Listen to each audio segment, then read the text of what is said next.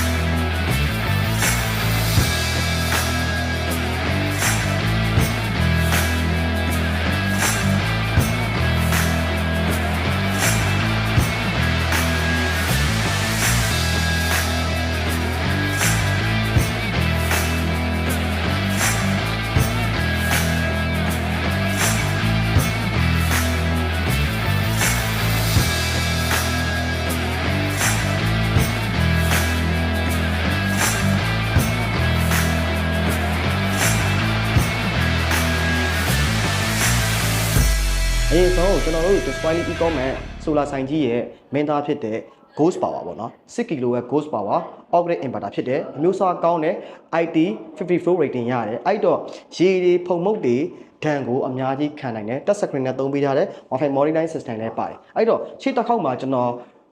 specification test review လုပ်ပေးထားတဲ့ blog လေးတစ်ခုရှိတယ်အဲ့မှာတွားကြည့်လို့ရတယ်ကျွန်တော် link လေးလည်းချပေးထားမယ် okay နောက်ပြီးတော့ကျွန်တော်တို့ Ghost Power inverter 3လုံးကိုကျွန်တော်တို့ကပါလလေချိတ်ထားတယ် single phase နေပဲသုံးပါအဲ့တော့18 kW battery capacity နေနဲ့ဆိုလို့ရှိရင်ကျွန်တော်တို့က 51.2 volt 300 ampere 3လုံးသုံးထားတယ်အဲ့တော့ brand က 𝐕.SN အဲ့တော့ဒီကောင်လေးတွေ run နေပြီအဲ့တော့ကျွန်တော်တို့က inverter ကိုခုချိန်မှာလောက်ကတော့မလွတ်သေးဘူး EPC မီလာနေတယ် EPC မီလာတဲ့ကြောင့်လောက်ကမလွတ်ပဲနဲ့ဒီ inverter ဒီ set system တစ်ခုလုံးကိုကျွန်တော်တို့က run ထားတယ်ပေါ့နော် run ထားတယ်ဘာ error ရှိလဲ run ထားတဲ့ run time ကအခုချိန်နဲ့ဆိုရင်3နိုင်တော့ရှိပြီ3နိုင်မှာဒီကောင်ကအခုချိန်ထိ